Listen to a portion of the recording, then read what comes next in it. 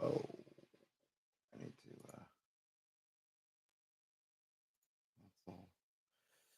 Oh, I'm backwards. All right, I'm trying this through YouTube, and hold on, I got to figure out because it's giving me. How do I get it to not be backwards? Let me know. Is it coming in backwards just for me? If it's just coming in flipped for me, I don't care. I don't care. I just don't want it to be coming in flipped for you guys. So let me know. Let me know if it's not flipped for you. Because if it's flipped, that would be no good. I don't think that's something I can change in my external interface either. I think, unfortunately. Well, let me see. Let me see while I'm here.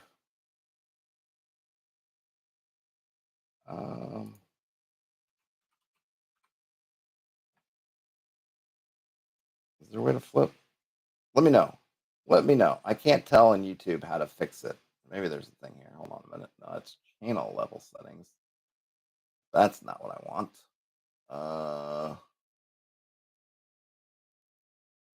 Well, let's see. Yeah, I don't know how to flip it.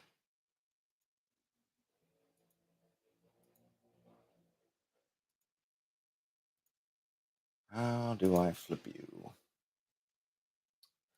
How doth I flip the butterfly? There, click. Can I right click? No. I don't have access to this feature probably because I'm online. What is these things? Dots. Don't really tell me anything. Share. I don't want share. Pop out the dashboard. Well, that doesn't help me very much. Let me know if you guys are seeing me flipped or not. All right, Von Falkenhaus is much better. Great. Now, question, is my screen flipped or can you read the text? Oh, whoa. If it's just flipped for me, I don't care. If it's flipped for you guys, I care. And it doesn't seem to be giving me. Okay, you can read it. All right, good. Flipped for me, I don't care. Or mirror or whatever. Horizontal. Yeah, it's mirror. I'm seeing everything backwards. Great. Well, good. Okay. So I've been kind of noodling around in this system. I can zoom back in here. And I was saying this when nobody could hear me in the in the other stream, but I'll say it again. I'm trying something a little bit different. Instead of having your regular attributes, I'm going with the 7 deadly sins and the 7 holy virtues. You're sort of kind of like this chaos law kind of thing, but it's going to be baked in your attributes. So rather than having your strength, let's say, and going from a -3 modifier to a +3 modifier, or whatever you want, but I kind of like -3. I think is good, or maybe even 2. Maybe you would be if you'd be on the negative end. Let's say you're on one end, it would be a spectrum. You'd have more of a spectrum. So in this case, we're looking at wrath versus patience, right? You would go from one end would be you'd have +3 wrath if you're on that extreme, or you'd have +3 patience on the other extreme, and you would kind of go between them.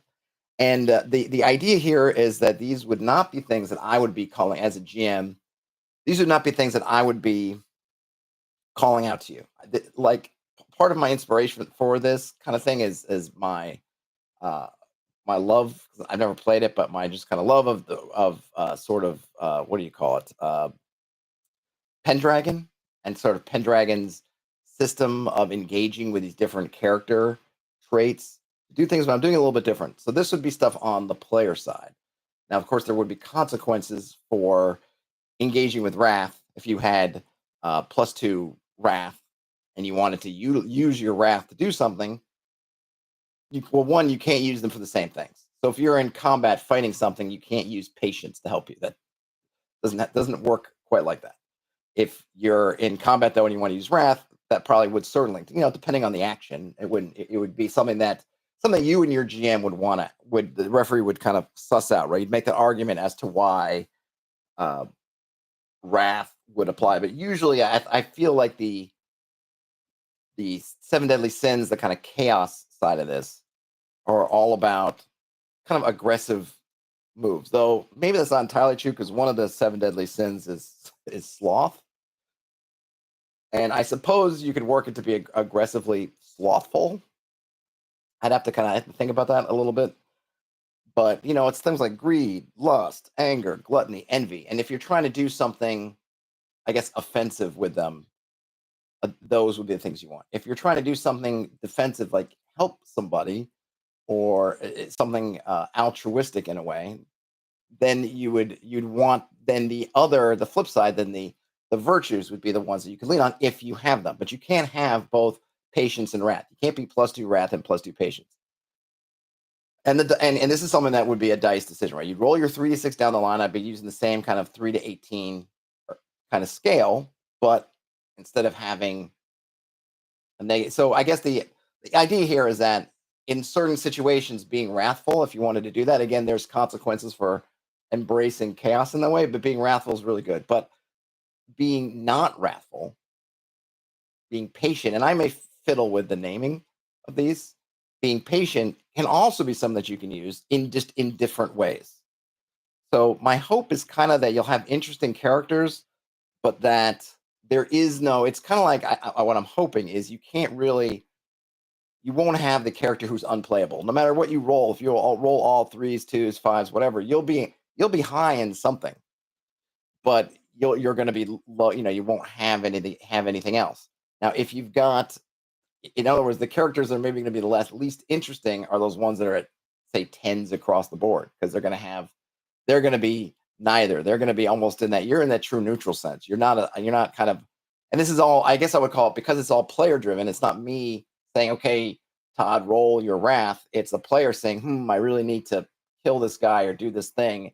And here's why I think I can tap into my wrath to do that. Do it. You can decide not to engage with your wrath, to try to hold it in. And maybe there would be events in the game that might, I'm not going to say there would never be anything where you might have to sort of face your what would you call it? Not face your fear, face this kind of aspect of yourself, but it's really all potential. And there will be some kind of, I don't know what I would call it yet, kind of corruption. There is something that's kind of building up. So that's kind of one of the consequences of leaning into chaos, is you're sort of picking up whatever the kind of bad juju that is this kind of chaos sort of stink. You're falling to darkness, however you want to term it, right? That's what's kind of going on there. So someone who's across the board 10s won't be able to tap into these things. Though I imagine my concept is that these will be able to fluctuate over time. So they wouldn't necessarily sit. You could have more, I think this kind of system, you could have more of a chance.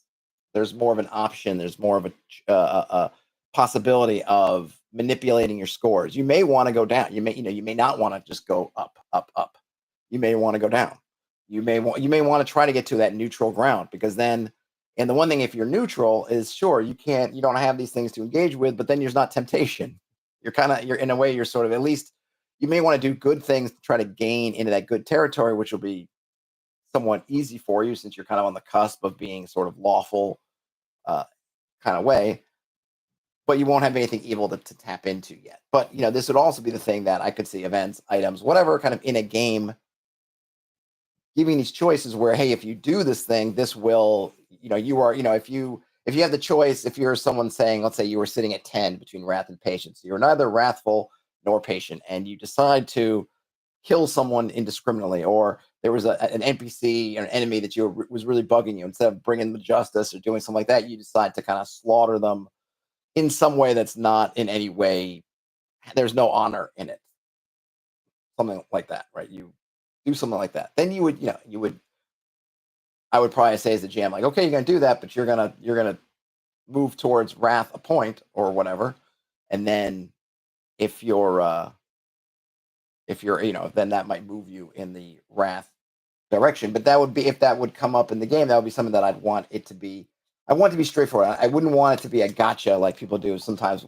Part of what gave alignments a bad name was you would do something and then after the fact, the GM's like, "Ha now you've lost your paladinhood, your god hates you, and you're now chaotic evil." Ha ha ha. And this is something that I would want to be part of whatever conversation. Like, you as a player say, like, my character feels this sort of way, that when he sees this guy in the tavern and this guy's caused all kinds of trouble, he's just going to come from behind and whack him as hard as he can with his warhammer. Doesn't give a damn about due process or whatever, right? And then because the guy is, say, liquored up and not on his full wits, the character gets a drop on him and whacks him with the warhammer, and the guy's dead as a doornail. Um, you know, I would want to say somewhere in there, like, hey, if you go through this is definitely a wrathful act, right? Okay, you can totally do it, and I'm down with you doing it. Is understand before you proceed that you are embracing your wrath, which is a great kind of. It does. I hope it would lend people to having some fun kind of character moments if they want to play the path of somebody, which is one of those kind of, right. There's all these tropes about people sort of embracing the dark side, or then going down a dark path and then waking up from it and trying to claw their way back to humanity. And I think with this kind of system, ideally in my brain, it would be possible to do where you could go down a path of building up this wrath, and then once you start having it, I kind of hope part of the temptation is now you've got it, and you're looking at those extras like, I can get some extra oomph on my next roll if I just go ahead and take on some wrath. So maybe I'll roll wrath, and maybe I'll be lucky in this one it won't raise my wrath up anymore, kind of thing. Maybe I can do that. And then of course you can think about, well, someone's gone down that path for a while and they're like, shoot, now I got a ton of wrath, and maybe my I've built up this kind of darkness, corruption, whatever meter, despair. I don't know what I'm going to call it yet. I need to try to figure out now the arc is, can I get my humanity back? Can I do an Anakin to Darth Vader back to Anakin kind of thing, and have it have some? I mean, because you can always, you don't need anything to do the story ultimately, right? But I like when there's some kind of, I don't want to say, I guess I do want to say, well, there's some kind of where you can kind of hook in some mechanics to help tell that kind of story if you want to have that kind of character move. And of course, you're right. You're doing kind of 3d6 down the line in order, so this is not a case of creating some complex backstory. It's all about, well, where am I starting the game at, and then kind of seeing where it goes. If you lean into this one way or the other way, and then figuring it out. So it's not about trying to come up with some complex, long-winded backstories. It's all stuff that you would do, in the game as you play. But this is all pie in the sky. What I hope to achieve, or at least the shadow of some achievement. I'm just trying to get this. I have all this stuff scattered in different notes, and part of what I wanted to do. One thing is, I feel like when I'm working stuff on the stream, my mind's a little bit more focused. I'm forced to kind of talk things out. I can't get caught up doing other junk because I'm on stream, so I can't be having the TV on in the background or listening to the radio or off and on doing something else. So that's kind of why when I don't even, and I'm not sure how much time I have. I literally, my family could show up at any minute, and I'll have to be like, gotta go. But I had some time where I'm by myself, and I've been meaning to do some of this stuff. And so I'm just thinking about, like, let me just do it. Let's see. So I got wrath, I got greed, I got lust. Did I get gluttony? Did not get gluttony yet.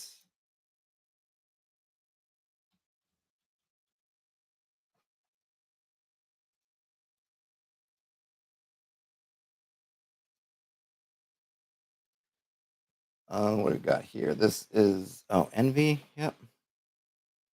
Right. Envy versus charity. And then what was this? 1, 2, 3, 4, 5. So I have 2 more. I got sloth versus diligence.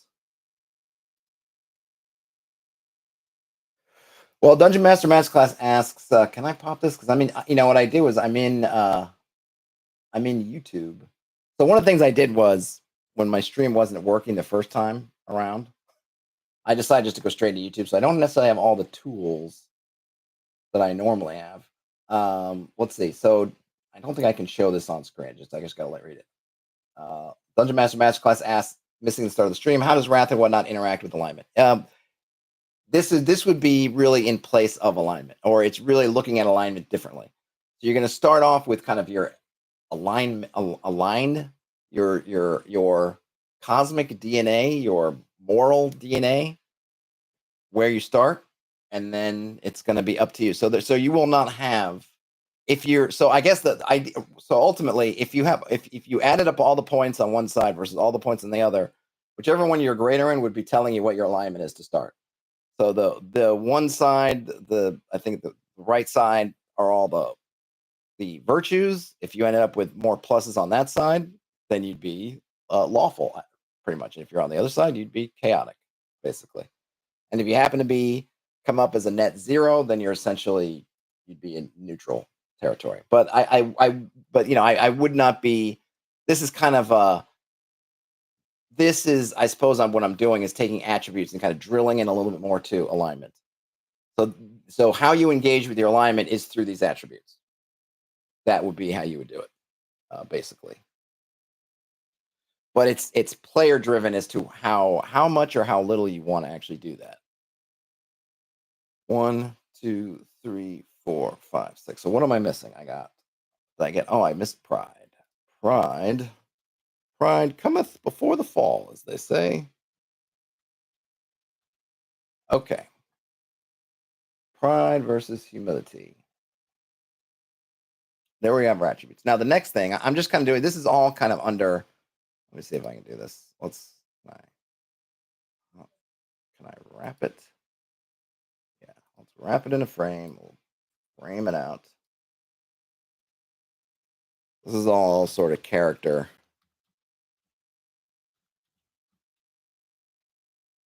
generation stuff.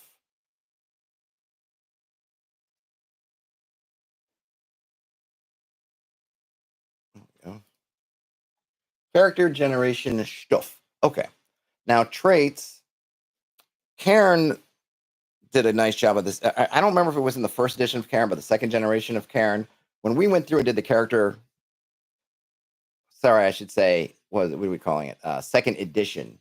So one of the things we did when I played the second edition Karen playtest game with Yohai and a couple other folks at PAX Unplugged, we went through the character generation, and he has a bunch of tables. We roll up these kind of traits, and it's just these aspects of your character. And I didn't get to ask him. I didn't I'll have to have him a talk about him, about sort of what he means you to do with these. If it's is it more than just things to wrap your. So you get stuff. So you get stuff like long hair, square jaw, a bunch of these things, just bits about your appearance, and it's helpful because it's part of that, right? We're playing an OSR kind of game, rules light, so we're trying to do character generation quick.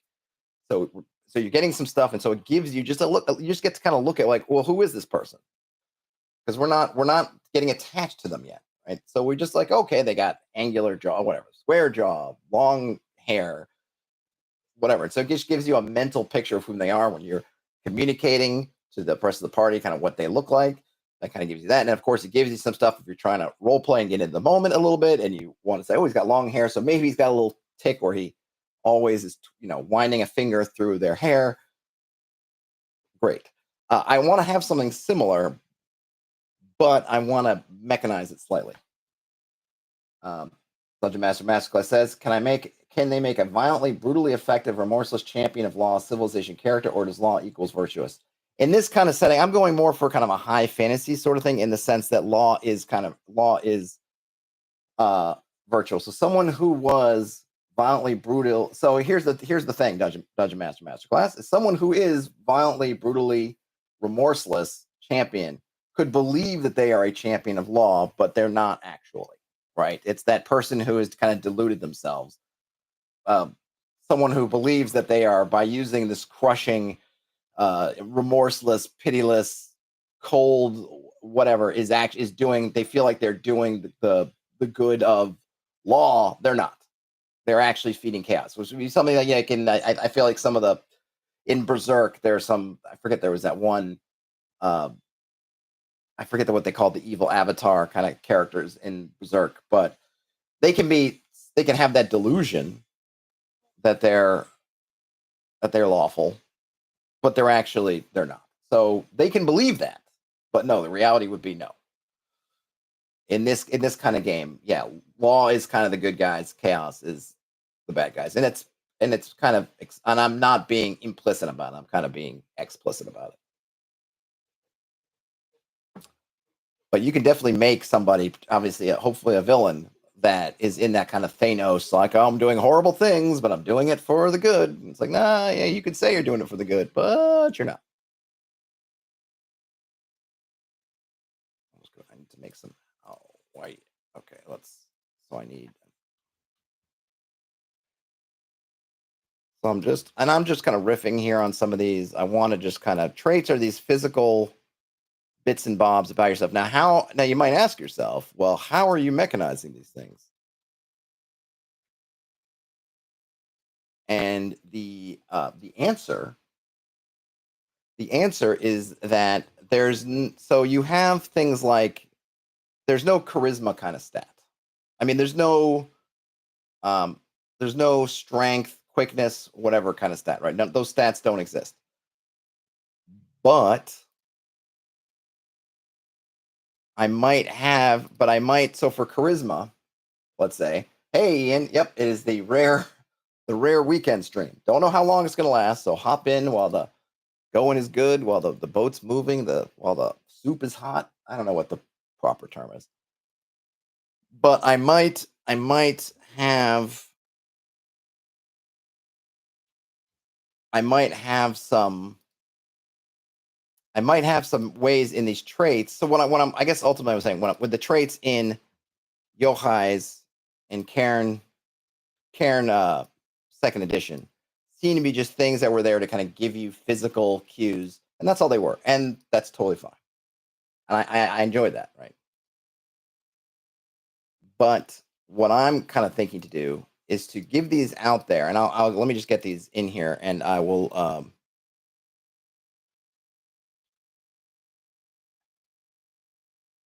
let me get some in here. And I don't know how big these tables will be. I mean, yeah, you can go through a thesaurus and get all kinds of stuff, but I don't know. So you could have something. Let me just throw some in here, right?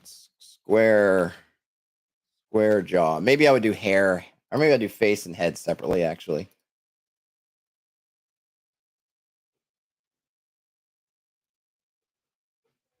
Whoops, I didn't mean to do that.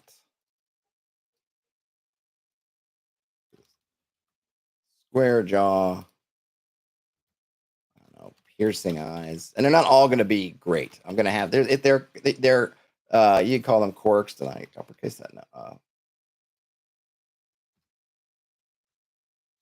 Thin lips.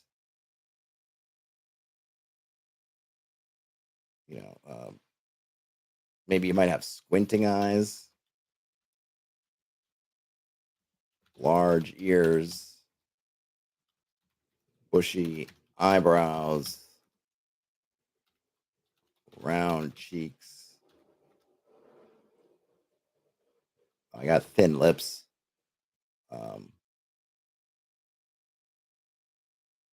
Things like that, right? So I don't know what other ones might come up. I guess what other stuff on our face? Oh, I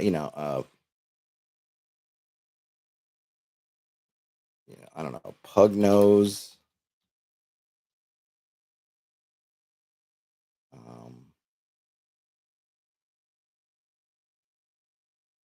I don't know. It's thin nose. I don't know. Whatever. I would go through and want to come up with a bunch of these. Let me see what else we have. So we had square jaw. Chinless, cleft chin, high cheekbones,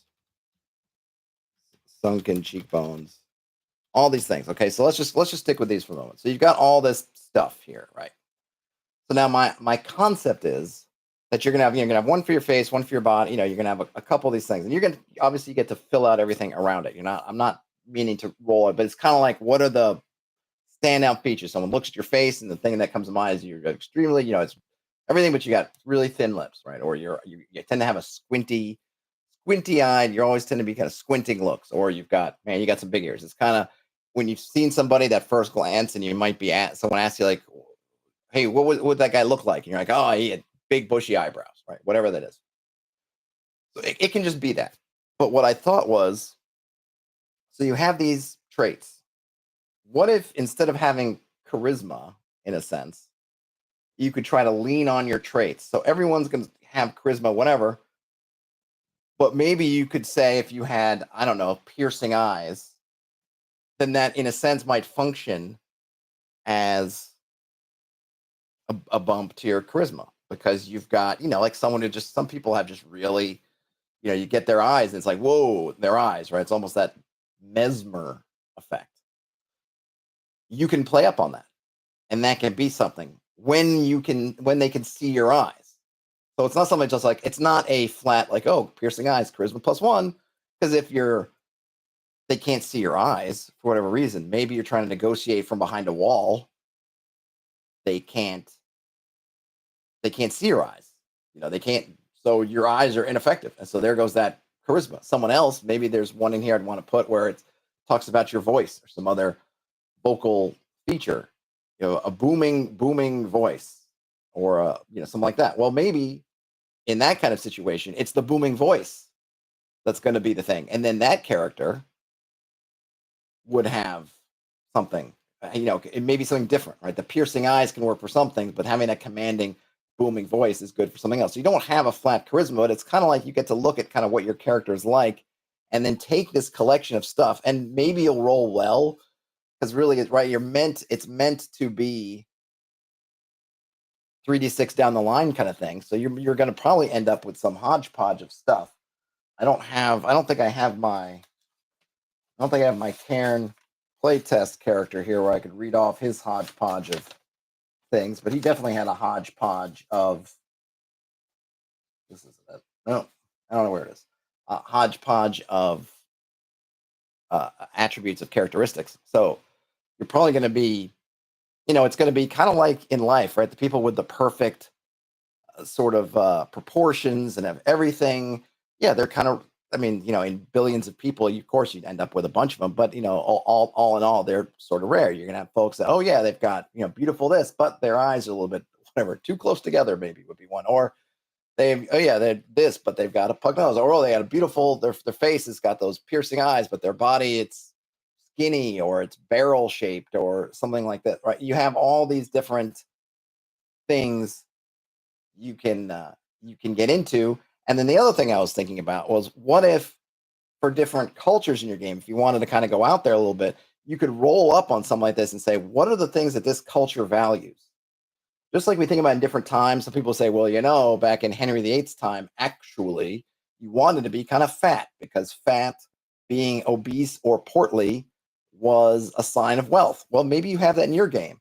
So the person who's been getting by in certain places because they have their piercing eyes, but they're skinny, goes to this other town, and suddenly they're like, no, don't look at me like that, and you're some skin and bones. There's something wrong with you, kind of thing. Whereas the other person, maybe who wasn't feeling it in other cases because they were sort of portly, now they're seen as being the bee's knees. It's like, oh, well, there's a person that's had a good life, right? That's who I want to be pals with.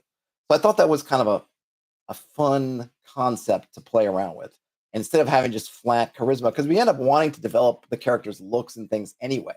So it's not like we tend to go with the flat charisma score, abstract charisma score, and then you just go, okay, that's it.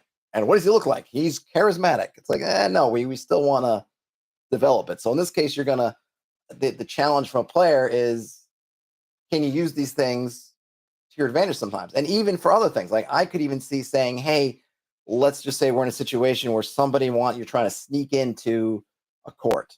Maybe the way you look would help with that. Maybe the way you look would hurt with it. We're like, now you're like tall and gangly and you really kind of stand out here. Someone else, kind of ordinary and whatever, usually doesn't stand out at all. It's like, great, you're the person who should go undercover because no one will look twice at you and you get, that kind of bonus. But it's all going to be I want it to be all I guess it's going to be like a broken record, player driven. I want it to be not me as the GM saying, well, do you have this or do you have that? But the player saying, this is what I want to do. And here's how I want to use these aspects of my character to try to do that. And I'm hoping it's in kind of a fiction first kind of way, as I'm not looking at some kind of score and figuring out how my attributes fit my score, is I'm kind of generating or coming up with my, or at least a sort of a temporary score or temporary modifier from how I look, kind of thing. Does that make sense? Does that seem interesting, or does it seem like a whole bunch of nothing? Yeah, a whole bunch of nothing. And then just to cover boons and gifts. So this is what I started thinking about when we were doing the stream on the thieves abilities, is when I was thinking about, doing this with kind of the demi-human or whatever you want to call it, humanoid type stuff. And I thought about that and I thought that would be kind of good. It's just everybody's kind of the same. I mean, I tend to run kind of human only or human sort of first campaigns. So for me, it's kind of a no-brainer anyway. And I thought, instead of trying to figure out, it is left to right. Great, Dragon Shadow, thanks. Instead of trying to figure out how to balance these different, well, if elves get to see in the dark and then how do I balance it with whatever? I was thinking, you know what? I want to give everybody kind of equal shot at it. And if you want to have demi-humans, I kind of haven't decided what to do. I think I had kind of come up with if the case came up where we're playing all humans and you're like, well, and as you as a player say, I really want to play a dwarf, you just go through the same thing. Only I think what you might get is either there might be some traits that you just get, like a dwarf, I don't know, stocky, short and stocky, right? That's dwarf. So you would just have the short and stocky trait. You might roll for other things, but you'll have short and stocky. Elves, depending on what your conception of elves are, maybe you get thin, gaunt, whatever, right? So you get something like that.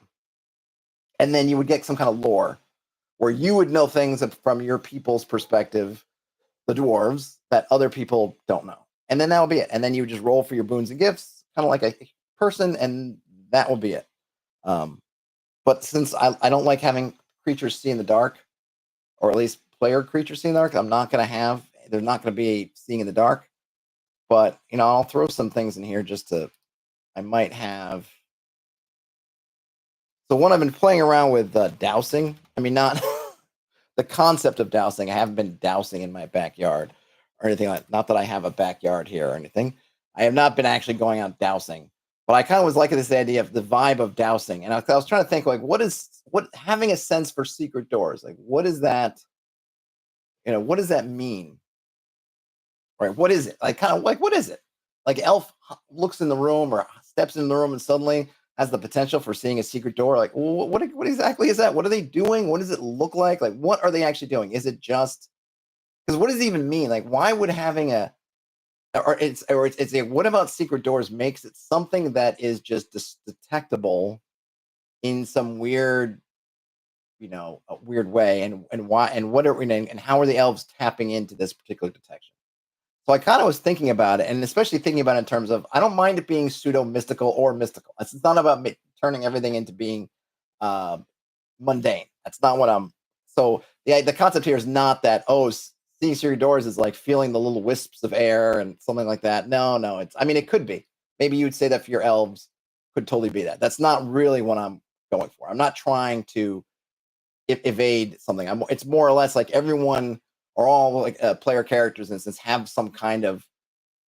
It's a magical world. Maybe you got a little latent magic in you. Maybe you got something else. Maybe you might explain it. You might explain to somebody else, hey, how are you able to search out secret doors? And you might say, well, I smell the wisps of cold air or whatever, air coming through, whatever kind of air it is. Maybe that's how you do it. But so I fell in the concept of dousing. If you're not familiar with dousing, the kind of, I think now I see it with people who are professional dousers, and yes, it is such a thing. They use rods, or at least how I've most seen it when I've seen programs, things where they will bring on a dowser or something to do, is they have two metal rods that they hold in their hand. And I think, so they're holding them. And again, I'm already exhausting my dousing knowledge, but basically they can use these to hone in on something. The dousing that I remember hearing about was water. That seems to be the one that, at least classically, dousing for water, but I think I've seen folks do dousing for other things, maybe even like finding bodies or other things that are getting more esoteric. This dousing now, I, I think if you believe in dowsing, I think you believe that something's moving the rods and your energies, ley lines, I don't know, electromagnetics, I don't know, is moving the things, and then they kind of cross and you follow this sort of kind of thing to it. Or if maybe if you don't believe it, you think, oh, they're just turning their wrists. I don't know. Yeah, it's kind of that Ouija board effect. Is someone moving it, or are you being moved? Well, I guess you can decide. But I thought it would be a neat way to think about, like, what is it that someone could have a gift for secret doors. And so I decided dowsing. So, but I also thought, well, maybe you could use dowsing for something else. And so what I thought was maybe metals, which would be very handy for, and I think, and I haven't fully decided yet. It's because, again, it's all kind of half baked stuff here. I think I was gonna think, do I need? I don't know if it would be another one, but the metals would obviously be interesting for finding treasure. Whoops, a minute. Hold on a second. I gotta mute for. Can I mute? Oh no, she already hung up. Hold on a minute. I'm getting a call in from the family. I guess they're gonna. Let me see what they're saying. Okay. I did not go outside. I'm on stream. They're gonna be home at around 3:30 or 4. Okay, good. So I got a little time. Sorry about that. People in the West douse for oil. Maybe they do. I don't know. I've been around. My dad has been in the energy business in the West, and I guess they might be. Maybe they do. I don't think I ever. I don't think they ever. I don't think he ever. I don't think he was around dousers, but I wouldn't doubt it. Sorry, my. See you soon, my daughter. Okay. Um, but anyway, I might think of something else. I thought about maybe magic, maybe even it could be an alignment kind of thing. Maybe you could douse for chaos versus law kind of thing. Might be some interesting things. But secret doors for sure, because I'm thinking like, okay, well, elves, secret doors, right? So that goes for that. So and then the other thing I was thinking of is, do I want to tie these in with background kind of things? But I want to get some more list stuff going. So you have your sort of sneaky, right, which we kind of get, right? So you might have you might be a sneak thief, or you're just sneaky. So this would be your hide in shadows, move silently sort of thing. Not, and again, not that I keep saying again, not that only you can do it, but you'll get a little. It's just all about getting a little advantage, right? Everyone can search for secret doors. If you've got dousing, instead of doing that, you get to use your things, and you get a little bit better at it, right? You do your dousing, and you get a slightly better roll, or you get a roll for it, as opposed to having to physically search. You get to douse. That would be kind of your thing, right? If you're sneaky, it's not that nobody else can hide, but you get a little bump, you get a little bonus to it. Things like that. So those are all the things that would fit in traits. And between all of these things, you'd have a character. I don't know what to call this, because my concept with this kind of bearing, it's maybe you guys will have a better idea. It's kind of like animals and things. So could be, earth, air, fire, water. And I was thinking kind of almost totemic sort of things, right? Like, kind of doing, I mean, Conan, I hate to use Conan, because he would have all the things, his bear-like strength, his tigerish speed, but sort of like, how do people, what kind of vibe do they get? Do they get like a bear, either a violent bear or a cuddly bear? Do they get a tiger? Do they get, a rat? Do they get a dog or a wolf? A sheep, goat? Do I get rat? mouse. Once again, I feel like some of these things can work to your advantage, even if they seem they seem disadvantageous at first. If you're like, oh man, really, this guy's kind of rat-like, because that's like right. I'm looking at what you see in fiction, ways literary, in the kind of sword and sorcery and sort of things. When you're trying to shorthand somebody, they looked mousy. The mousy librarian. Hey, you know what? If you have this mousy look, yeah, that maybe you can go into somewhere and you're not going to be discovered, because generally the mousy kind of types, they kind of fade in the background a little bit, right? That's why you get the whole trope of the mousy love interest who undergoes that transformation, suddenly becomes a vixen. Well, when they're just kind of mousy, they just sort of move around. So, oh yeah, you're just kind of whoop, whoop, whoop, whoop, you're that way. But if you've got kind of you have sort of a radish, sort of rodential sort of mean or whatever, then maybe you're not the one to send in front of the king to say, trust me, because he's looking at you going like, you seem like a rat. So you might not be the best at that job. But in some other thing, like maybe when you're going to engage with a bunch of thieves, someone else, they might respect someone who seems radish. That might be something that they look at and say, all right, we get that we can't, you're untrustworthy just like us. We're on the same page, right? We can all not trust each other. I got you. Whereas somebody else who seems, I don't know, something else, kind of like when you see in the shows where they always seem to sniff out who the cops are, right? Because the cops just have a certain sort of thing to them. Maybe there's an animal or something else where you might think like, yeah, you're way too straight laced to be down here in the dregs with us. So you must be something else. So that was kind of like, so I'm hoping that, right? So you take the face, take the body, take the arms, take legs, and then kind of take this kind of bearing. And I think even when you get kind of incongruous things, like someone who's thin and they got large ears and their arms, legs are spindly or something, but yet they've got this bear like personality. What does it mean? Maybe they're kind of tall, big. Maybe that's it. Maybe something else. I don't know. I mean, that would be for the players to figure out, but something again that they can tap into, but not just in their characterization, but hopefully in ways that are actually in the game. Oh, by the way, I do have this bear-like thing. So when we run into a bunch of werebears, maybe I got a little werebear blood in me. Maybe that's the bear part, that there's this kind of essence of bear, even though he doesn't really look it, that he's got this little bit of like bear in them. And then when they go to the werebears, he's like, I'm going to step to the fore because I've got the sign of the bear or the mean of the bear or whatever of the bear, essence of the bear in my blood. And so I can talk to them. They'll listen to me or whatever it is. Whatever it is you want to do it, but that you can do it. Of course, I need to come up with a bunch of those. Dungeon Master Masterclass is not sure if I care, but I think my attributes don't line up with the classical capital virtues and vices, normally greed, charity, and envy, kindness. Well, envy and charity, I think is, I mean, I suppose I would say charity and kindness. I got these from a couple of different places and I slapped them together. The names change. So if you look at, so you might say kindness and generosity might be the one, but charity and kindness, I think could be. So I'm not sure that they're as different as you may think.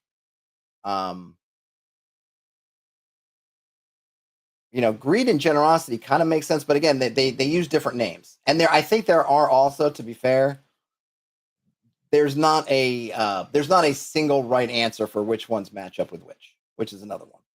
These might not be the final list. These are just the ones that I found, and I looked for ones that had them kind of grouped together, and I put with them. But I think that it's a little bit. I don't want to say it's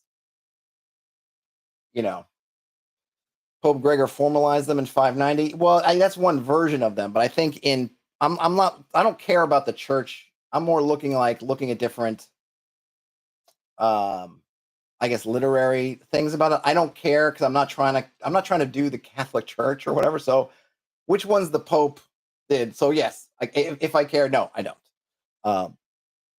For me, and there's going to be a certain. So another part of it is going to be a certain part of game ability, right? Because I want them to kind of work. So I'm probably gonna tweak them around in terms of, and maybe that's a good reason for me to change the name slightly so that they don't. My inspiration is clearly from them, but I don't want someone to get hung up on the fact that if you're getting hung up on it, like, hey, envy should be with this and greed should be that. Like, I don't want that to. to be the overriding thing. So, thanks for pointing it out. I like I mentioned before, you might have missed it. I did say I might change the name to my moving around a little bit, but that's where it's just a good shorthand right now for what I'm going for. But in terms of like, oh, should it be greed versus charity and envy versus generosity? It doesn't matter. I just want them to kind of be at opposite poles, and I could see arguments either way, regardless of sorry Pope Gregory, who's been gone from us probably a long time. Sorry, it's Pope Gregory the First, but it doesn't matter all that much to me in terms of the exactness. It's more like do they seem to play? The one I'm going to have trouble with, I already know, is sloth. Because I'm not sure. I really need to think about, and I'd be okay ditching that one, to be honest. We got we got 7. The standard attributes are 6, and I don't care that much that it's different, but at the same time, I feel like I kind of got one that might be a gimme. And the reason is like, what advantage can you get from being lazy, basically? Like, yes, laziness, sloth, a sin, but the whole idea is that the ones on the chaos side are supposed to be sort of things you could use for offensive aggressiveness, and that sloth seems to not really fit that mold in the same way that I could see envy being a driver, pride being a driver, gluttony being a driver, lust being a driver, greed being a driver, wrath being a driver. What's the driver of sloth? It feels like the anti-driver. Then there might be a way, and I might need to do a little reading and do a little thing and see, like, how do people have been characterizing it in different things, and is there a way to look at it and say, well, like, if you're trying to be slothful, what is it that you're doing to try to be slothful? And maybe that's the thing. But that's the one that I'm like, I don't know. Like, and diligence also, it's kind of not that gamey in a way, because I would assume that if you have the time, everyone would say, "Oh, my character is going to be as right." I mean, you'd say that in the game. Oh, I'm in the library. I'm running a search. Okay, and we're going to spend the time, and I'm going to, and you would say something like, "I'm going to be as dedicated and detail oriented and as diligent as I possibly can." Great.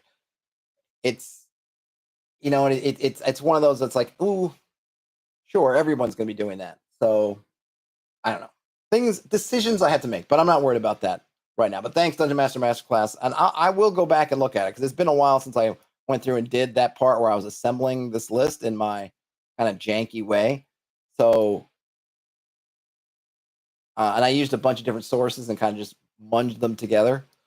So I'll go back and check out Poor Gregory. Maybe it's less for just more just out of curiosity, but also I'm curious if maybe in some of the documentation I'm sure in some of this church stuff they define in their own way some of these things. I'd like to see, because I'm thinking of sloth in kind of, I guess, more or less a modern sense, and maybe there's an older sense that I'm lacking that would expose something like, oh, that's what a slothful person would do. Right? They're not, because I feel like for me, I'm really looking for that. What are you doing kind of offensively with these things? And granted, you could say something like you could be offensively lazy, I suppose, but it just doesn't really fit. It's the one I'm like, it doesn't really fit. And diligence feels like the thing that everybody would just do to do. So Dungeon Master Masterclass says a sloth or diligence could be changed to careful or rash. Planning versus quick action might be gameable. Dave says perhaps they're just efficient. They don't take a movement that isn't required. I don't think diligence is necessarily efficiency, though. I feel like diligence, like when you do your due diligence, you're just checking everything. I mean, again, this is my conception. Maybe it's wrong. You're checking everything, you're going over it. Now, in a way that is, I mean, you can look at it as being efficient, but it's not that you've developed a system to do things with no wasted actions. It's just that you are determined to kind of not stop until you've done everything. You're not going to shortcut. Right? You're not going to go, oops, oh, I'm just this pile of papers. I don't need to look through them. I'm just going to do over there. Right? That to me is diligence. Like, nope. I got 10 piles of paper. I'm going through every pile. I'm going through every sheet and every paper, all 10 piles. And I'm not taking any shortcuts. I'm not going to cheat. I'm not gonna wink and turn in the work before it's done. Oh, I see. Sloth as efficient. I got you. Yeah, but I don't know. I just doesn't feel like sloth to me to say, oh, you're efficient. And that's not a bad thing. Like, what's the bad thing about if sloth was efficiency? I mean, I think a slothful person should want to be energy efficient, I suppose, but that doesn't feel like a bad thing. Yeah, diligence in some ways is anti-efficient because, or I don't know, or maybe it's just adjacent. I don't know, catty corner. I don't know, but yeah. And then as far as careful, rash planning, I feel like that's a player thing. I think the players who are careful, who will play carefully, will play carefully. The players, because remember, this is something that it's not me telling the players, right? This is not something that is GM referee driven. This is not me saying. So imagine you've got a character, or your character has a high wrath score, which would be a modifier, basically. It'd be like the modifier, right? So you got +3 wrath. Your wrath is maxed out, basically. I, as the referee, I'm not going to tell you, under most circumstances, there might be some special cases where you're undergoing some kind of moral challenge, and maybe, but ultimately, for the most part, day to day, it's going to be you as the player who are going to determine whether you want to try to engage with your wrath and harness it to get something done. Again, it's like the trope. I think of the kind of maybe the example one, or maybe not the great example, but in Excalibur, right? Lancelot has Arthur beaten on their little duel, and at the last second, when Arthur's basically beaten, he finds a source of energy, source of power to come back and beat Lancelot, and he does. But of course, he breaks Excalibur and he sets in motion a whole bunch of stuff, right? But that's what I'm thinking about. It's not me as the referee saying, wrath, go. It's the player saying, damn, this knight on this thing is going to beat me, and I can't have these lords and ladies or whatever around me. I can't be beaten right now. So I'm going to put all my wrath into this next swing. Okay, you do it. And then we play with the consequences of that, right? So with something like rash, I'm not going to tell the player, like, you're acting rashly. And I don't know why a player would want to put that on themselves. Like, what would acting rashly do? I'd have to figure out, like, what does that actually do for them, as opposed to, not whatever. So I want it to be kind of on the chaos side, something aggressive, something that is sort of evil. I mean, when you are engaging with the chaos side of your attributes, you are engaging essentially with darkness. You are saying, I am okay with pulling in some darkness to get this extra thing. So I don't know. So rashness to me is not a dark thing, because plenty of good people, I don't know. I have to think about it, but I could just see deleting it. Like I said, I'm not married to having to have every single one of the. It's to me, it's not like you're playing the game of the 7 deadly sins and the 7 knightly virtues or whatever. So I'm okay of saying, like, here are the ones in sloth and diligence. Maybe they just don't fit. I don't know. Andrew Johnson, not the president, I presume, says reading Etim Online for sloth, late 12th century, indolence, sluggishness, neglect of responsibility might focus a bit more on the latter one for adventurers. Yeah, neglect of responsibility is intriguing. But what would be the aggressive part of that then, right? Because like I said, what would be the driver? So yeah, I got to think about it. But that's an interesting point, right? The neglect of responsibility. I'll make a note, because that is a good.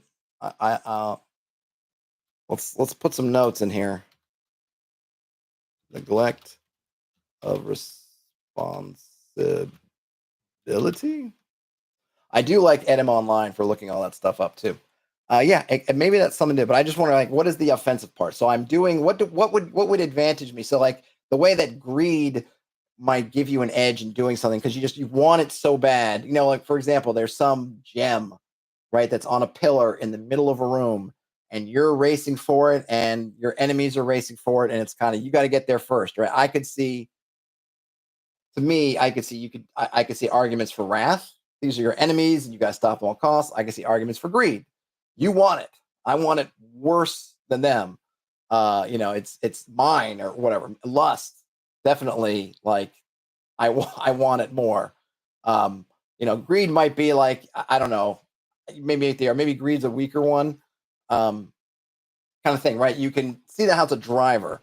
So if sloth were going to be neglect of responsibility, how does that turn into a driver of action where you'd say, I'm doing this thing and my neglect of responsibility is helping me? How? Um, Dave says, perhaps if something would otherwise compel you to take an action you don't want to do, you could use your sloth to prevent it from happening. You ignore a mind control through sloth. Interesting. Or like a charm.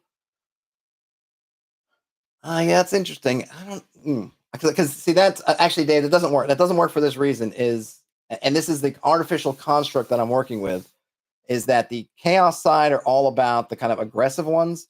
And actually, it's the virtue side that's all about defenses, your protections. So actually, the charm, or so you would actually want to. So for saving, for example, saving against or trying to resist a charm like effect or some other kind of effect, you would want to count on one of these other ones. Your humility, I mean, I guess at this point, we'll just keep it in there right now. Diligence, charity, temperance, chastity, generosity, patience. Those it. Diligence is bad and sloth is a virtue. I don't think I'd always want to say neglect of responsibility or laziness or virtues. Like I said, it might just be like I said, I'm okay with taking it out. And that's the thing. Like, we don't need to shoehorn it in there. If if we are just racking our brains and can't come up with something, I can just relieve it. We don't need it. I don't think I don't think anyone would look twice and go, oh, geez, I don't have sloth. I mean, no, you don't. You don't have sloth. That is all right. But I appreciate folks helping me talk through it, because it's been sitting there on my brain thinking, like, what do I do with sloth? And maybe the answer is I just got to get rid of it. I mean, sometimes that's what you need to do, um, is just get rid of it. Andrew says, most of the things I can think of would be against other party members. Say the party is setting up camp to rest and heal. The slothful one would focus just on its own rest and not help the others.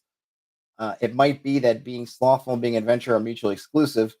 Could be good points. And then Ian says, if we didn't neglect their responsibilities, we wouldn't be adventurers. Well, there's all those adventurers that are adventurers because their houses burned down and their sisters were kidnapped and their parents were killed and their worlds were destroyed, and they were forcefully forced off their infernal thrones because they're half god, half demon mom and dad ended up in a fight. There's all kinds of reasons people become adventurers. But certainly the slacking off of traditional conventional duties is definitely one. So yeah, we might just remove it, because I don't, like I said, I don't think anything will be horribly lost. Um, and I'm fine with someone wanting to play that up, because a lot of things can also play up. You can use to play up kind of being lazy if you want to. But yeah, maybe just the nature of the game. I think, like Andrew said about being adventurers, because your goals are to go out and do stuff, doesn't really work with the slothful. The slothful are going to be kind of an NPC sort of type folks. The people who are sending out adventurers to do stuff are the ones that are probably with sloth. So maybe what I'll make a note about that one. Whoops, that's not what I wanted to do. I wanted to do. Maybe I'll make a note. So maybe NPC only. So we'll just highlight that one a different color, because I can actually see sloth and diligence being useful for non-player characters. Do you want to hire a sage or something? If they're very diligent, they're going to be better at their job. That's a great measure for research activities. And again, not for players. I think every player in a research capacity is going to want to be as diligent as they can. But if I wanted to have a measure for how well an NPC researcher goes about their task when the PCs aren't standing over them, then sloth and diligence are great. If they're slothful, they're probably going to be lazy, take all kinds of shortcuts, and not come up with their work. I mean, this is actually great for your hirelings, the people that the players are giving responsibilities to. Sloth and diligence are great, because if you have a really diligent follower, hireling, they might not have to be the best at it, but they're going to be, they're going to be kind of true to the task. Whereas if you got one that's super slothful, then that's bad, right? If your accountant who's handling your finances has high sloth, then you may want someone to go check their bookkeeping. So I think maybe that's where my brain's going to be. That one will be kind of, and maybe that's the good thing, is NPC only. I'm going to change this color. I don't want yellow for you. Maybe. There we go. I kind of think that might be what I do for NPCs only. And maybe you could say, look, if you're the GM and you want to have it in your game, go ahead. I mean, the one thing I could see is, I'll make another note here. This could be related to downtime.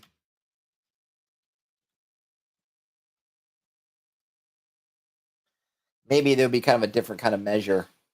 It just would be different than everything else, because this would be one that I would want to engage with as the GM. Or it would, sloth and diligence would be the one that I would look at if you were doing something in a downtime sense. Like, oh, okay, I want to go research my spell.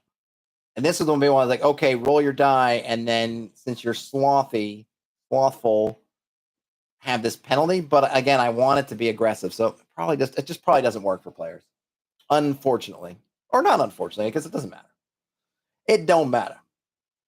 But I appreciate all the feedback on that, because I think we're probably in a good spot with that. Other things here, so other boons, gifts. I was basically going to pretty much put all the all the different kind of racial species abilities. So things like the kind of halfling, hide, kind of wilderness hide sneak would also be. And these would all, these would all kind of be broken out. So you wouldn't get sneaking at all three of those. You would be like, hey, you can maybe get moved. You have your silent mover. You're great at hiding. You get great at hiding in the wilderness, or maybe hide in shadows is in, I don't know. I'd have to read up what the halflings version is, but I would have them all split up. So you might have, maybe I should do this differently, actually.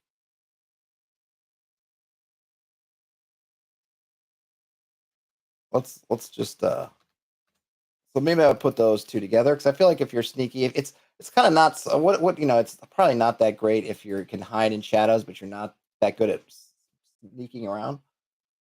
But you might have your, I don't know, like a mining,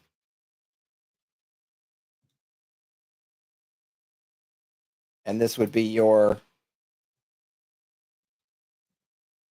you can sense slopes and, construction work kind of thing. You've got your,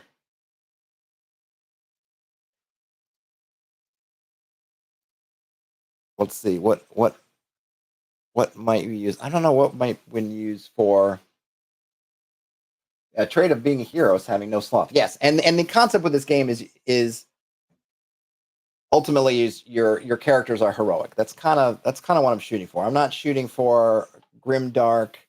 Everybody is some shade of gray. Blah blah blah. Like, you're part of what I hope with this is that I'm creating a nice tension between wanting to be a hero and looking at your character sheet and saying, geez, if I'm in a bad way, I can go down swinging, or I can try to, I got all this wrath built up in me and I can let it loose.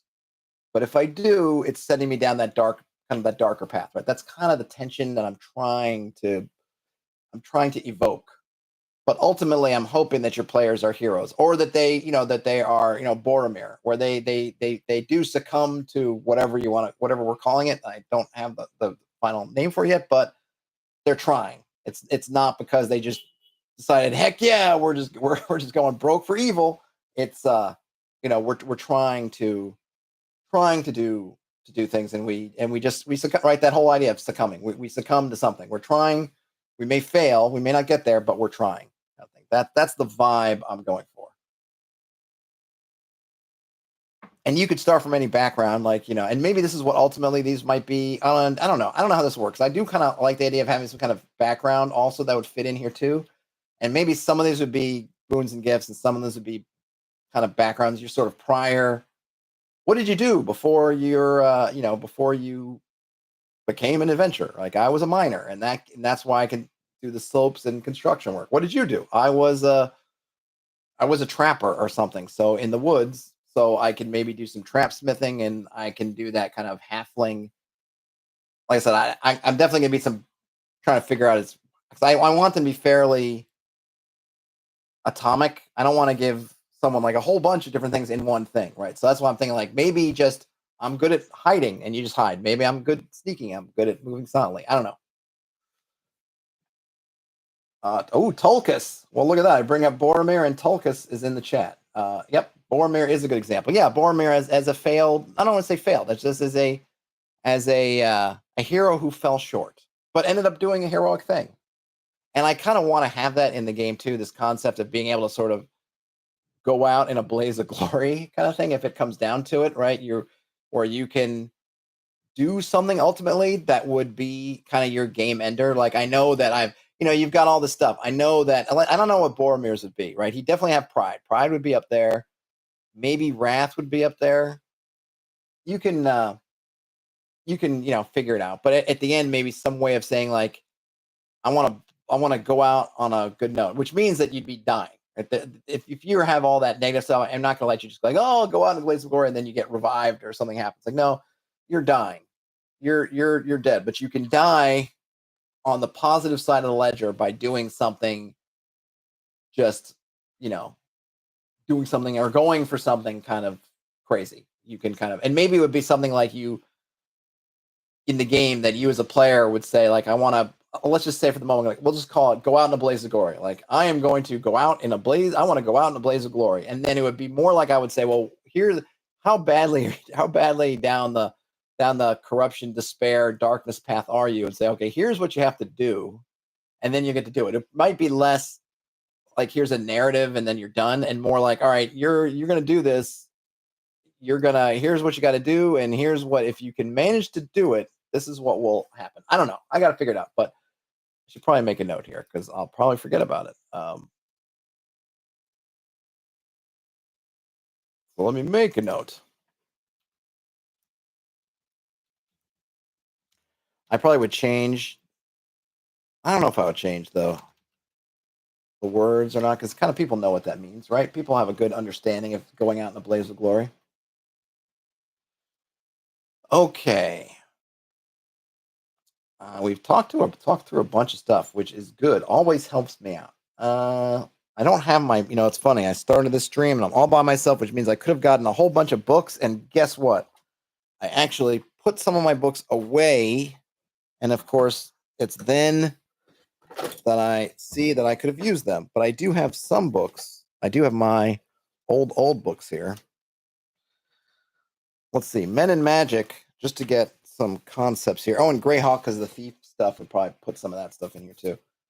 And I'm not sure yet whether I'm trying to kind of go. I'm also debating whether or not I want to ditch classes completely or not. But I got to kind of figure out. I haven't gotten figured out yet how I want Magic to work, and that's kind of the big key piece for that. So what does it say about? Let's see. Okay, so yeah, so we might get. So here I'm splitting some of these up, right? So magic resistance, that's one of the dwarven things from the white box. That would be in there. What do they say for magic resistance? Add 4. So yeah, okay. So I'm not going to write the things, but I'll just add that. So they would just get,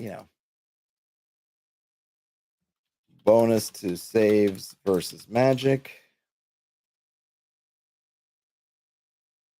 Let's see. What else do we have here for them? Okay, I'm not concerned about +3 magic warhammers. We got the mining stuff. Oh yeah. So we might have some maybe some language. Now, in my game it's kind of like I don't know how I might have I'm toying around with kind of mystical languages.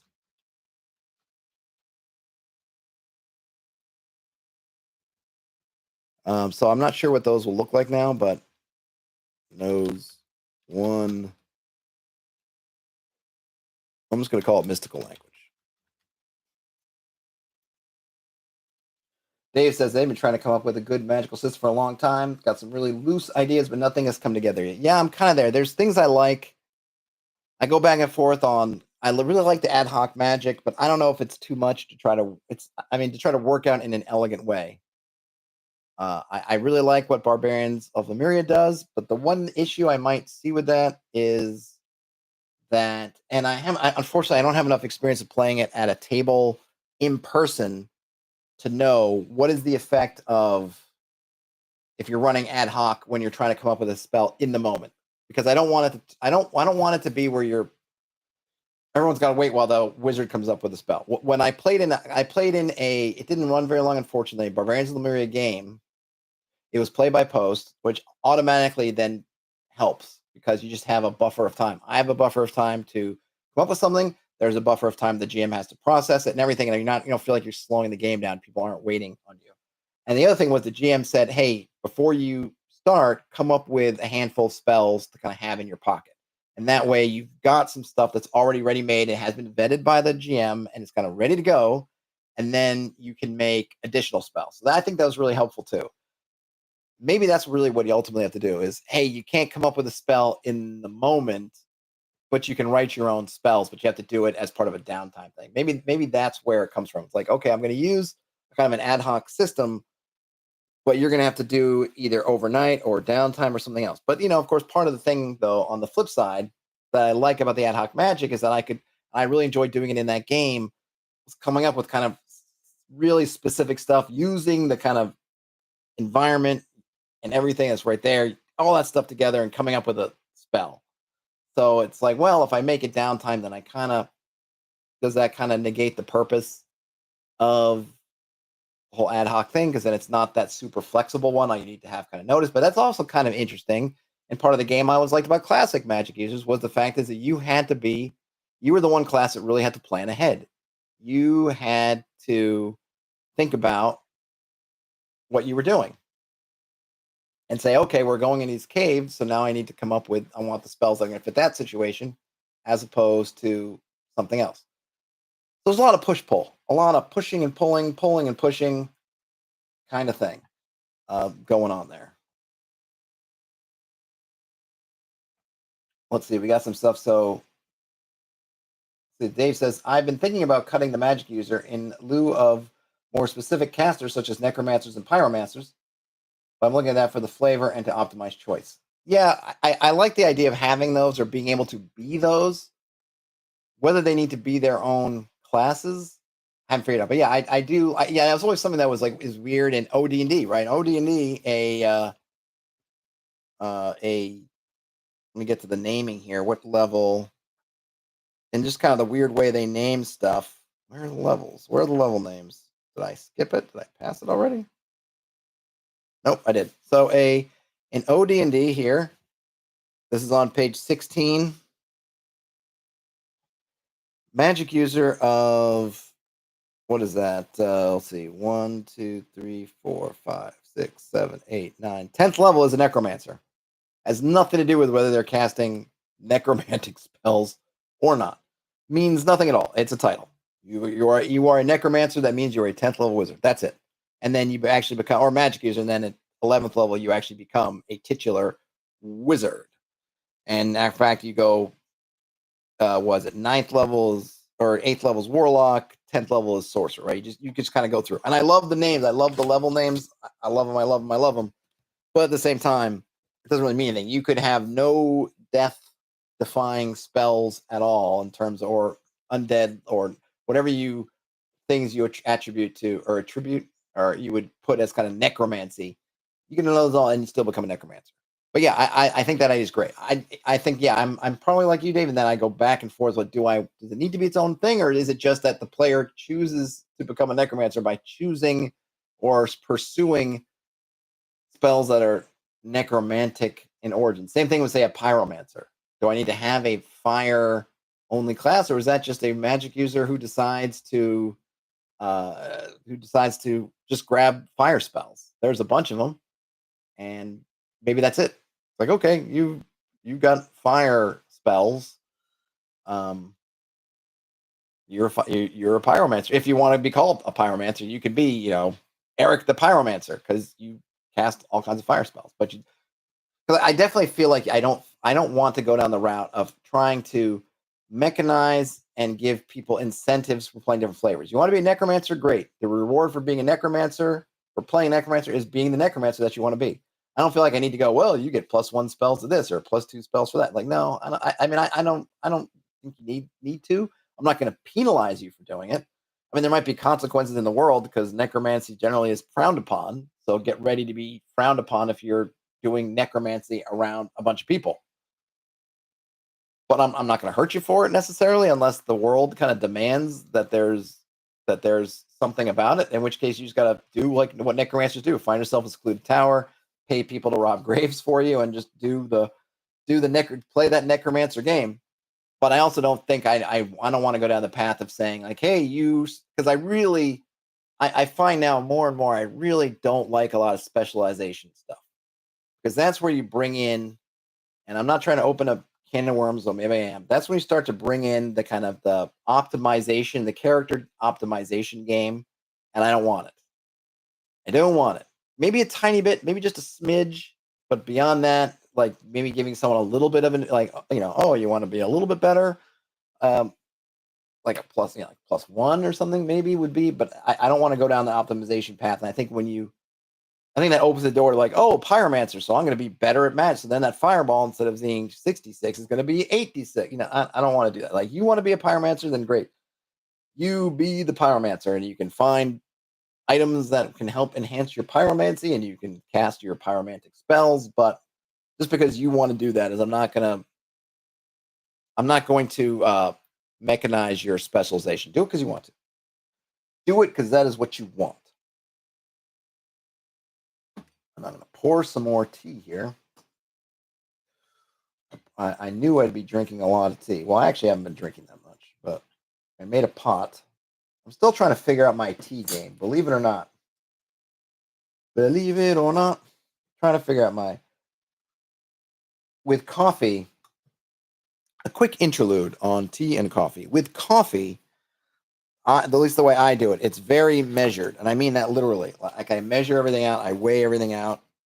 And I find that really helps with making sure that I'm kind of doing consistent stuff. But a tea, I haven't found that it's really done very much. People kind of do things kind of loosey-goosey with tea rather than coffee. I don't know.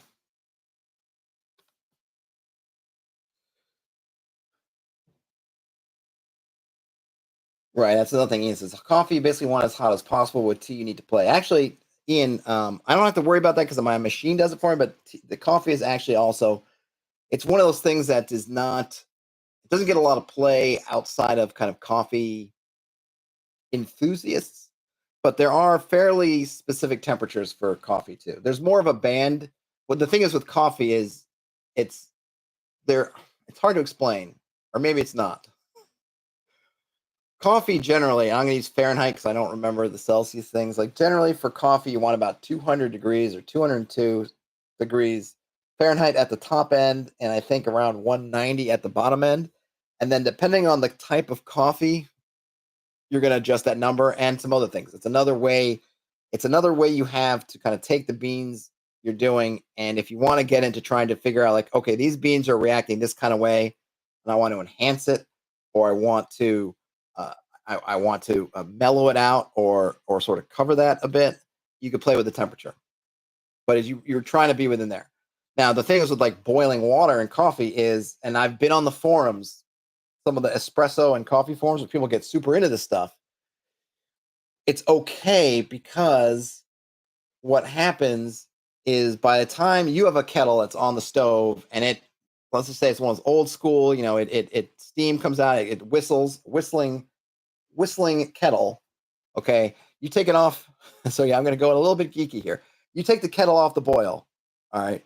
When you get it over to your cup or your pour over, or however you're making your coffee, and you're pouring it in there, you've lost probably, you're going to lose maybe 5 or 6 degrees, or maybe 4 or 5. And again, other factors are going to help determine that too. Like, what is your environment? How cold is it? All this stuff comes into play. So people will get into like, so you'll hear a lot of advice saying, okay, take it out the kettle, wait 10 seconds, and then go pour, or sometimes 30. And it's going to depend on a lot of things. But part of that is the understanding that, and even counting on the fact that the water, as it goes into your cup and hits your coffee or your pour over, whatever, you're not getting it at 212. By the time it goes all that stuff, you're losing some amount of energy, some amount of heat. You're getting closer to that around about 200 Fahrenheit thing. And then you'll find people who do like a little wait, like, all right, I count to 5 and then I pour, or I count to 10, or whatever it is, and do that. Now I have an espresso machine which uses mine doesn't have a boiler in it. It has like a thermocouple. I don't know. It has something in it that allows it essentially to pretty much exactly hit the temperature that you want. So, I don't have to. So for coffee, it's out of mind now because I'm not someone who's got into tweaking the temperatures. I think for fruitier coffees to enhance fruity stuff, you basically want to go cooler temperatures. And for more bitter stuff, if you're trying to mellow out kind of the bitterness, you want to go higher temperatures. I tend to sit around that 200 degrees because most of my coffees tend to be not super light roast and not super dark roast, that kind of medium level. And I feel like that 200 degrees is it's a good spot. Ian says they brews his kettle to 210 and has a ceramic broomer. It's going to just leach most of that heat. Yeah, you can also preheat. You can do things like preheat your brewer, and there's all kinds of tips and tricks. But you want it about 200 degrees. So, and if you want to, Ian, if you want to try it out, you could get out a thermometer and plunk it if you have one, a kitchen thermometer type thing, and plunk it into your in your brew basket or wherever for your brewer, and then you could get some temperature readings as you're pouring it. And if you look at someone like James Hoffman, who is hugely famous in the world around coffee, he's got a ginormous YouTube channel. He's done stuff with all kinds of testing and numbers and things like that. If you want to go and he's really good about getting into some of the coffee technical stuff without it going super technical. And I don't even consider myself one of the real technical people, but there's just certain things I've picked up around the way about yeah. And yeah, okay, so Hoffman, right, about heating. Yeah, I remember that because it's just easier because I think part of it too is heating it up to whatever, it's just easier. And then you can just figure it out because you're not going to get, once you pour it out of your container into the coffee, if you started off at 210 and you pulled it off the heat, again, by the time you get it over and brew, it's probably gone down. And I don't know the numbers exactly, so don't quote me on it. Don't change your practice based on what I'm saying, but you lose some heat. So you probably end up pretty close. And since you generally, especially if you're going to 210 and not to kind of roiling boil at 212, right? You'll probably be pretty close. But you could play around, Ian. If you have some light roasted coffee and you want to kind of play around a little bit and see if you can enhance some of the fruitier flavors, then you might want to try counting to 10 or just cooling down the water slightly longer before you pour it in and see if you like that taste better. There you go. Confectioner's thermometers. There you have it. Dave says when he was in the military, he used to calibrate the coffee maker in their DFAC. They've played with many of the temperatures. Yeah, it can be fun. It can be annoying, but it can be fun. But I find with tea, it's just kind of like teaspoons. I'm looking for can I get the weights? I want weight per milliliters. Can I get grams per milliliter? I don't tend to see that with tea. Everyone's just like, oh, you just do whatever. And it's like I want my coffee specificity for tea, and I don't have it yet. I might just need to develop my own. I don't know. All right, let me go back to where was I? Or we can keep talking coffee. You guys tell me. I wanted to look and seeing what some of these kind of abilities in the white box were, and I'm just kind of showing. So okay, so here on halflings. Well, they also get magical resistance, deadly accuracy with missiles. All right, so we'll put a sharpshooter. So actually, halflings. I thought halflings got some kind of extra sneaky, but the white box doesn't give them extra sneaky. Now remember, I don't mind giving some little bonuses with this stuff because you're not picking these. This is not part of a character generation. You are the at least um the concept here is that this is your 3d6. You're rolling the stuff down the line randomly. So you're not getting to pick and choose. You might get lucky, you might get a whole bunch of stuff to line up, or you might not. But the concept is you're not doing this you're not picking and choosing what you get. But the bonuses would also be small. So you're accurate with missile weapons. Okay, so what do we have? Where are the elves stuff? So those are okay. So we have halflings, deadly accuracy. All right, so elves. Note secret and hidden doors. They could speak the language of orcs. So other than the fact that they are I got to go to chainmail because actually chainmail might have some stuff, and I happen to have chainmail here, so I can check. I just got to dig it out. What's that?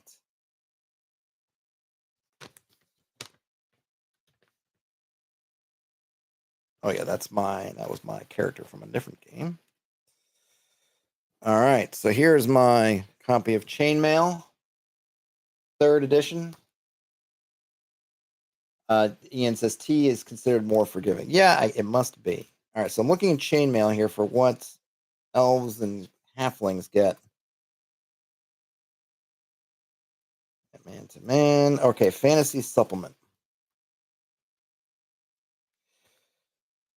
So one of the things, you know what? Just on as an aside, I know that in the whole, I don't want to open up the Gygax versus Arneson thing, but obviously Arneson was the first group to play a role-playing game as we know it, right? Utilizing chainmail. But had this existed before? The idea of were there war games with this idea of the concept of the fantasy supplement where you threw in all these kind of fantasy stuff? Was that did chainmail? Was that chainmail's big? I don't want to say big contribution. One of their big contributions. I'm not really. I am not.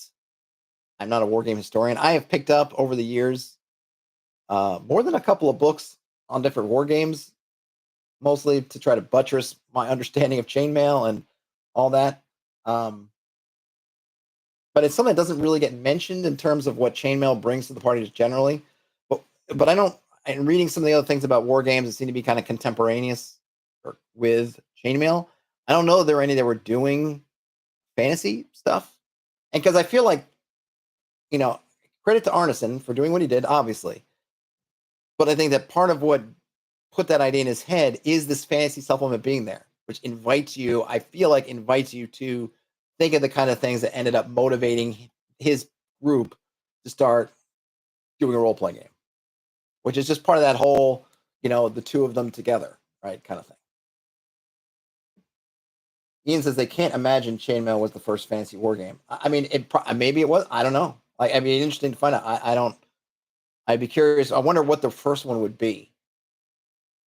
I don't know. My concept of war games is pretty like folks doing Napoleonics and trying to be very, very gritty, low to the ground, realism, history. So I could kind of see that nobody had said like, let's fight goblins versus elves or something. I could totally see that, but I could also see that somebody did it in the 30s, 40s, 50s, whatever. If you have a chance, Ian, or somebody else, if you're out there, if you throw that in one of the search engines or something, if something comes up. I have Perplexity on my phone, which is kind of an AI sort of assistant type thing. And it does pretty well with some of those questions. So let me see what they have to say out of curiosity. I don't have a login. All right. What was the first fantasy? They might not get this because I don't know. War game. Let's see if it gets anything. All right. Well, according to now, what I like about Perplexity is it does give you sources and whatnot. It doesn't just, and I guess other ones do that too. Probably ChatGPT does too. They just don't use it very much. But so the answer, the first fantasy war game is generally considered to be Chainmail, which was published in 1971. And that's, I guess Wikipedia is one of the sources, which is kind of not a great source because it's not that it's not a great source, but it's not. Okay, so here we go. According to Playing at the World, so now we're in the correct zone. Chainmail is correctly regarded as the first commercially available fantasy wargame system. The fantasy supplement that Gary Gygax and Jeff Perrin tacked on to the end of Chainmail inspired Dave Arneson as he created the Blackmore setting and formed the basis for the original set of monsters and spells underlying Dungeons and Dragons. Something has been forgotten, however, in the 45 years since Chainmail was published. Chainmail itself drew on a 2-page set of rules developed for a late 1970 game run by the New England Wargamers Association, which were designed by one Leonard Pat. Pat's system shows us the first fantasy game with heroes, dragons, orcs, ents, and wizards who cast fireballs at enemies, though his contribution today goes entirely unacknowledged. The picture above shows the system at play Okay, so there's a picture. All right. Oh, and he actually got to talk to the author of these rules. So that's really cool. So they weren't necessarily the first, but they were the first commercially available fantasy war game.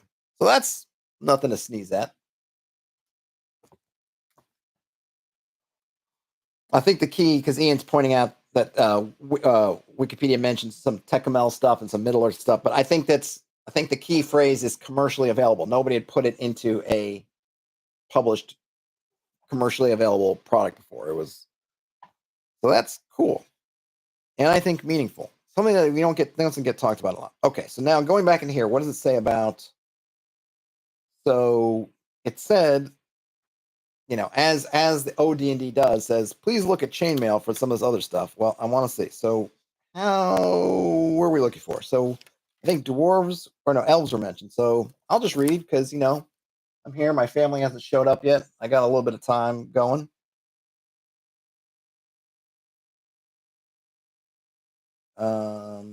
Okay, so we'll see. Got a little time. So about hobbits. So this is 3rd edition. So I still have hobbits. I specifically tried to get an edition. I want to say this is the last edition that's got hobbits instead of halflings. I want to say, because I that was something that I made a specific point to try to get when I was collecting, when I was kind of trying to get a hold of these. So hobbits, these little chaps have small place in the war game, but you may want them for recreation of certain battles, right? Hint, hint, Battle of 5 Armies, wink, wink. Remember that they are able, or that there were other battles that were hinted at in Lord of the Rings that had a lot of hobbits versus the wolves, and I think there was some battle, right? The bull roarer fought some goblins at some point, I think, or orcs, whatever. Remember that they are able to blend into the background and so make excellent scouts. They can fire a stone as far as an archer shoots, and because of their well-known accuracy, for every 2 hobbits firing, count 3 on the missile fire table. Okay. So what are this kind of gameable things? We already have marksman. That's fine. I mean, I could have like sling. You have a better range with a sling, I suppose, if I want to, and then so they can blend into the background. I don't know what to call it, because scouting.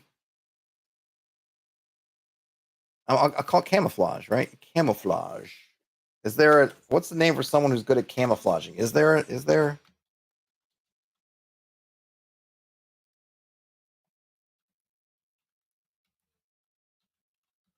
Basically, it's wilderness hiding. Is there a? Because I do want to come up with kind of names for these, like a dowsing. I would just call you a dowser, which I think is kind of what they're called, anyway.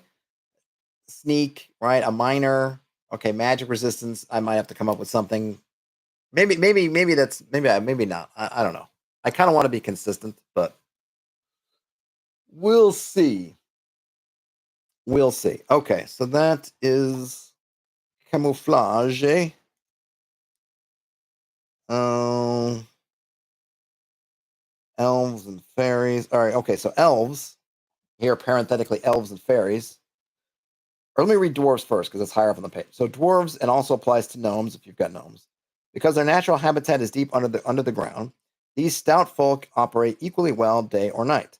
Although they are no threat to the larger creatures, trolls, ogres, and giants find them hard to catch because of their small size, so count only 1/2 normal kills when dwarves and gnomes fight with them, for either attacks upon the dwarves and gnomes or returns should the dwarves be the attacker.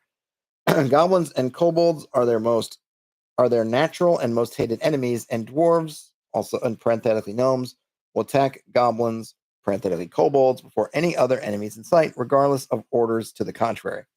However, dwarves and gnomes will not have to roll an obedience die, as do knights, to follow orders.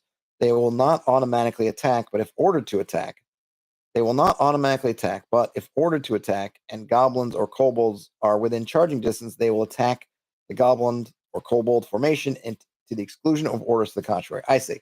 So basically, they're not going to run out and attack if you don't want them to. But if you give them orders to attack and there are goblins or kobolds within reach, they'll attack those instead of what you're saying to attack.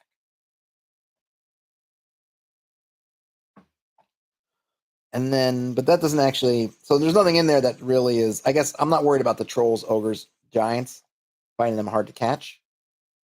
Whatever. And then elves and fairies. Armed with deadly bows and magical swords, elves and fairies are dangerous opponents considering their size and build. They can perform split move and fire, even though they are footmen. Okay, so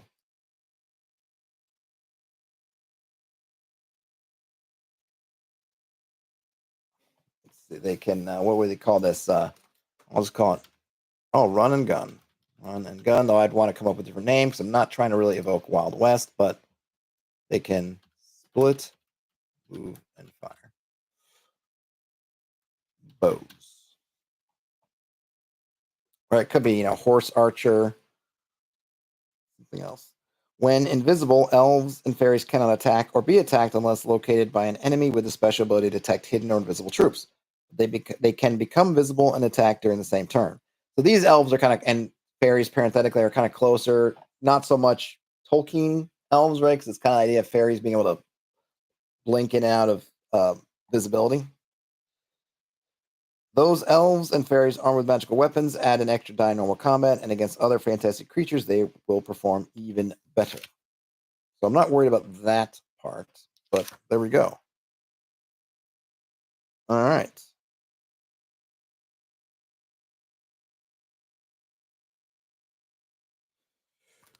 Excelente. So that's it for there. And then we got stuff in Greyhawk, and went through this once before. I could probably pull stuff off my other page for thieves, but I'm not going to. But you know what I am going to do? Hold on one second. Is you probably can't tell, but the light is not super good where I am. It's really a weirdly warm day here. There we go. It's a really warm day here in the city, but it's still winter, so it's already getting dark. And it was kind of overcast today. Now I'm into Greyhawk. I remember there were some interesting things here. So for thieves, okay, neutral or chaotic. Okay, thieves can play magic daggers, magic swords. That's fine. Only leather armor. That's fine. They counter spells. Oh yeah, so we could have like a spell. Do we want to put that as a thing, or is that going to be? I guess I don't know. I guess it would be. They're a spell reader. I don't know, called spell reader.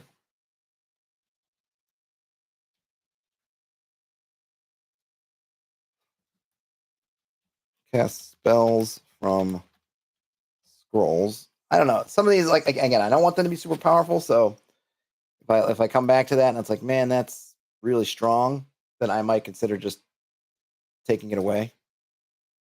But it's there, so I'll leave it there for now. Okay, lock picking. Right, so we've got. Yeah, I'm just trying to wedge this somewhere so I can see it. Okay, so we have.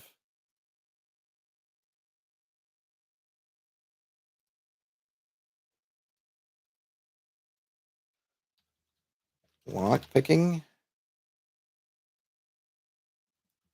Adept with lock picking tools. Sure. We got right, small traps.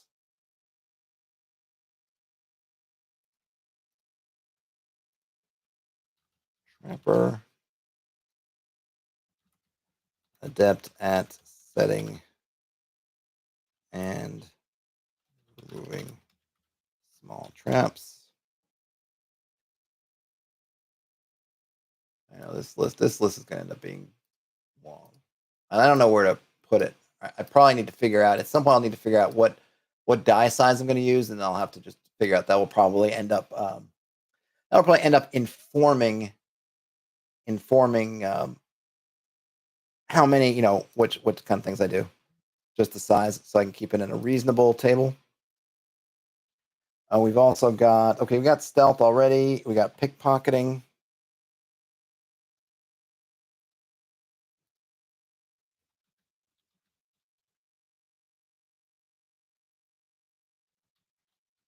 That at slight and trickery.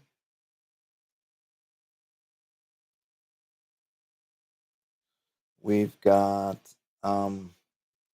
yeah, I guess backstabbing, or I know we came up with another word for it, but I don't mind at the moment using just backstab. Oh, that's because I'm not there. There we go. Backstab. We all know what that is. And we've got, right, so we'll call it, I don't know what you call it. Would it be like spelunking? What would be a good one? I know that's kind of caves and not, I don't know, climber. Climber, climbing. You're good at climbing. You're good at climbing stuff, pal. And then there were a couple other ones that we ended up finding that weren't listed. Okay, so the third level never be able to read most languages. All right, that they had that treasure maps can be read and understood by them without recourse to a spell. So that kind of cipher, decipher sort of shtick. I just need to just drag that down a bunch.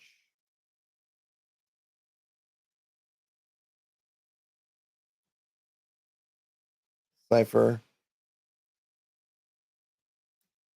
Adept at coding and decoding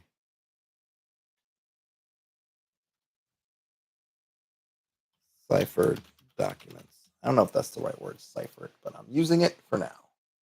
I get what I mean, even if nobody else does.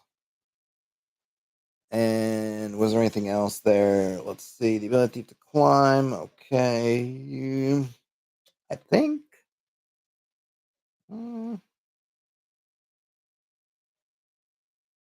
I think that's all for them. So let's see. What kind of list do we have here right now? These might be two. I don't know, or it might be a level thing. I could also see kind of level blocking some of these, like, oh, you could do metals and even maybe magic later on. Might be one. I don't know. I gotta see. So 1, 2, 3, 4, 5, 6, 7, 8, 9, 10, 11, 12, 13, 14, 15. That's an odd number. I'm gonna have to come either gonna let them lower that down or maybe increase the number. I'll have to figure it out. So let me go ahead. Let's wrap things up, I think. I think that's a good thing. So what do we have here? So we have a system where you are going to be not rolling up your strength and dexterity and constitution like you would normally, but instead you're going to be rolling up basically your what would I call it? Your moral potentials, kind of where you are. Now, I think they would be movable. I think you're not going to be, if you end up rolling in a situation where you're full of chaos, that there is you can do some kind of redemption arc. I don't know quite how that would look like mechanically yet, because it should be a challenge, but not something you can overcome. Now, the flip side is that you will have, if you have a high amount of wrath, and maybe it won't be, because maybe this is like your DNA, so like your strength. It's kind of like it is who it is. Like someone who says, I have anger issues, right? And the way you cope with anger issues is you have all these mechanisms so that you don't trigger your anger. In the game, in a sense, I'm asking you, or I'm saying to you as a player, you can choose to trigger that anger, and you'll get a benefit from it, which is you'll get to add some stuff to the dice you're rolling, and do that. But at the same time, there's going to be some kind of consequence for that also. So again, maybe it'll be something you can change. Maybe it won't, because it's all potentials and you can add on to the thing. There's going to be a separate meter for basically your, I don't know if you want to call it your what would you say, your sort of despair, or that kind of darkness, how far you're going down the dark side. Maybe I just call it chaos, like how much you're embracing that chaos. At some point, there's going to be, you've gone too far and you're going to turn into some kind of monstrosity because of it. But you're going to have a chance to try to turn that around doing things. Again, I'm not exactly sure how it's going to look mechanically, but that might be. Dave says, perhaps if you level up without using the anger, it can change by 1 point, but if you use it, you can't adjust it. Maybe. That might be something. Maybe. We'll see.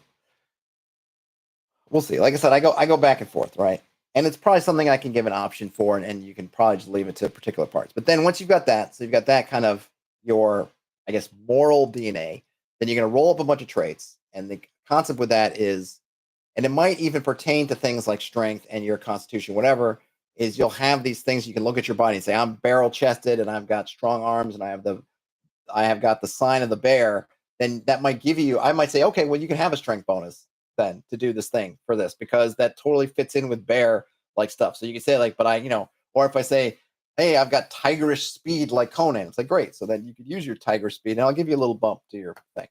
I really want a lot of this stuff to flow from these traits that are both descriptive. So you can use it to say like what your character is about, looks like, and kind of acts like.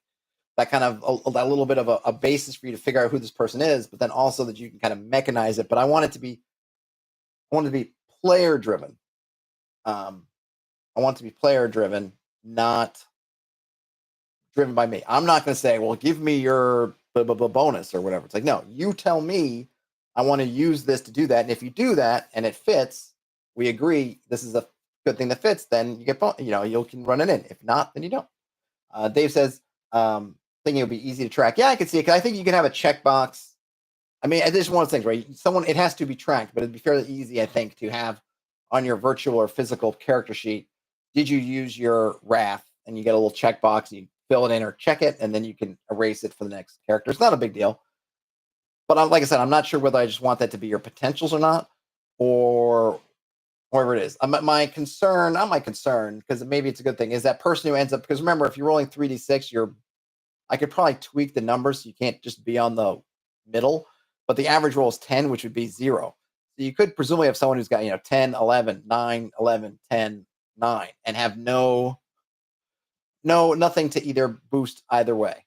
So, and I think part of my thinking or part of my question still is, well, is that a bad thing that they don't have anything that they can engage with, but they're kind of safe in a way, unless they do certain things, they kind of, they're not tempted. They don't have the temptations. So they're kind of playing it to play in neutral ground, or is that a bad thing? I just haven't figured it out yet. And then everybody would get, so instead of, so my I guess my solution at the moment to, if I was going to have, I want people to be able to sort of have some little perks. If people are playing or had in mind to play an elf or a dwarf, even though my games tend to be human, whatever, and saying, I just want to take all the perks, put them in a list. Everybody can get one, and maybe two. Everyone can get one or two. And again, it would be something that generally I would say roll on it. Though, of course, if you're a game, if you were playing this at your table and you wanted to let people do kind of character generation as an optimizing kind of experience, I guess I can't stop you, so you might as well do it. But ideally, you would roll on these as well, end up with one or two. And so you might end up with, knowing a mystical language and being a marksman or being great skill with camouflage or whatnot. And then it would just give you little bumps to bonus kind of stuff to what you're doing. Yeah, like a Sapphire Ridge. Hey, Sapphire Ridge said DNA Zodiacs, kind of. And I actually have kind of a zodiacal thing sort of down here, whereas another way to think about your character is kind of what kind of force or creature do you kind of have a aspect of, or maybe under that sign. And that's another something you could then bring in. Oh, I'm the bearing of Earth. So what is Earth about? Earth is about these things. And I might even have some of these do some adjust these a little bit. So maybe if you're Earth, you might be, you might get patience, right? But then maybe something else. Like Earth, and I would definitely look at some astrology things. Like, you get patience on the one hand, maybe you get that, but you also get gluttony, let's say, or I don't know, envy, or I don't know, something. I don't know. I'd have to look, right? Or fire might be easy. Fire, you're going to get lust, but you're also going to get something else. Brian Smith says, should the elements just be animals as well, since most are? I don't know.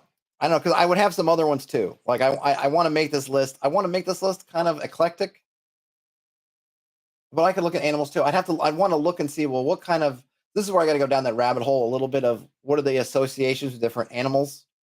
There's stuff like the Chinese zodiac, that has like the different years, like my daughter's year, the horse.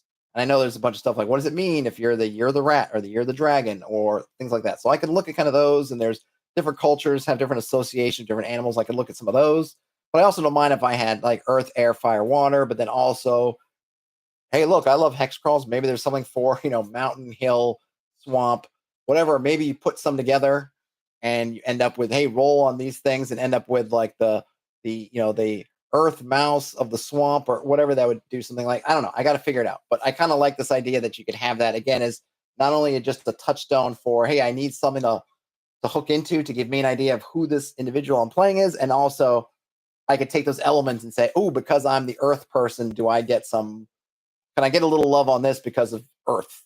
Because I have an earth sign, and saying yes, it's just a little bump. So sure, why not? So that's where I'm at. Essentially. Oh,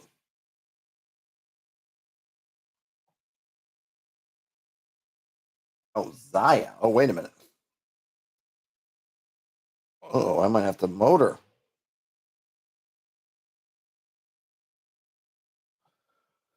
Okay.